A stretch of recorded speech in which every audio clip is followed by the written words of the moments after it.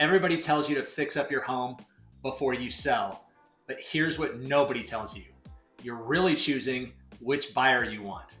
According to Zillow, homes marketed as turnkey sold for about 2.9% more than expected, while fixer-uppers sold for 14% less. That's a huge difference. And when you think about it, it makes sense. Most buyers don't want to purchase a home and start immediately writing checks for repairs. They want something clean, complete, and move-in ready. Where sellers get in trouble is landing somewhere in the middle. They do half the repairs, but price the home like everything's finished. Now the move-in ready buyer doesn't want it, and the bargain hunter doesn't think it's cheap enough.